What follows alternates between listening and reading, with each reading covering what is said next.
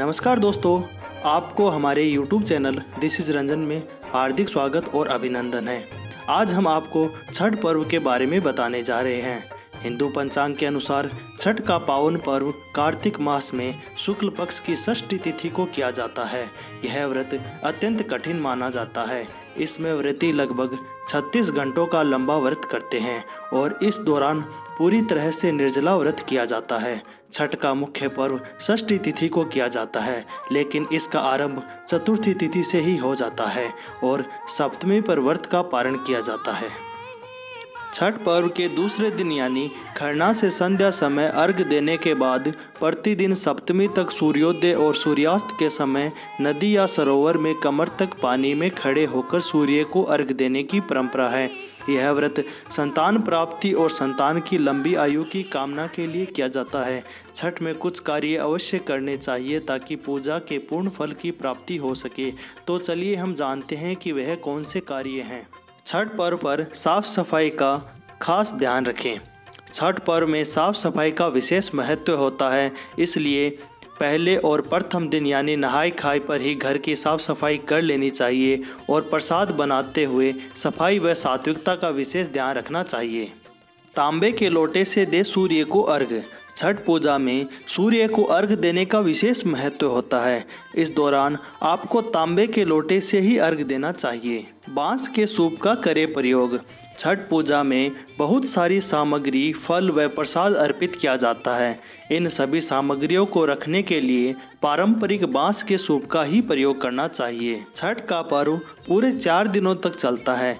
इन 4 दिनों तक हर दिन के लिए अलग और साफ वस्त्र धारण करने चाहिए। इस दौरान सिले हुए कपड़े नहीं पहने जाते, इसलिए स्त्रियों को साड़ी और पुरुषों को धोती पहनना चाहिए। छठ के दौरान व्रत रखने वाले लोगों को 4 दिनों तक भूमि पर ही शयन करना चाहिए। व्रत के दौरान जमीन पर ही बिस्तर लगाकर सोना चाहिए।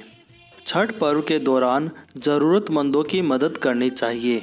जो लोग व्रत करना चाहते हैं और सामग्री छठी खरीदने में सक्षम नहीं हैं, उनकी मदद करनी चाहिए। इससे मैया प्रसन्न होकर अपना आशीर्वाद प्रदान करती है। छठ पूजा में प्रसाद और फल अर्पित करने का बहुत महत्व होता है।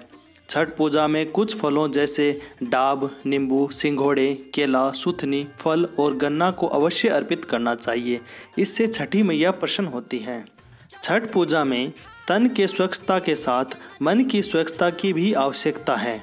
छठ पर्व के दौरान घर और स्वयं की स्वच्छता का तो ध्यान रखना ही चाहिए, साथ ही मन में भी किसी प्रकार के बुरे विचार नहीं लाने चाहिए।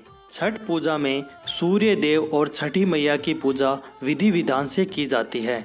छठ पूजा का प्रारंभ कब से हुआ, सूर्य की आराधना कब से प्रारंभ हुई, इसके बारे में पौराणिक कथाओं में बताया गया है कि सतयुग में भगवान श्री राम, द्वापर में दानवीर कर्ण और 5 पांडवों की पत्नी द्रौपदी ने सूर्य की उपासना की थी। छठी मैया की पूजा से जुड़ी एक कथा राजा प्रियवंद की है, जिन्होंने सबसे पहले छठी मैया की पूजा की थी। आइए जानते हैं कि सूर्य उपासना और छठ पूजा का इतिहास और कथाएं क्या है। राजा प्रियवंद ने पुत्र के प्राण की रक्षा के लिए की थी छठ पूजा। एक पौराणिक कथा के अनुसार राजा प्रियवंद निसंतान थे। उनको इसकी पीड़ा थी। उन्होंने महर्षि कश्यप से इसके बारे में बात की, तब महर्षि कश्यप ने संतान प्राप्ति के लिए पुत्रेष्टि यज्ञ कराया।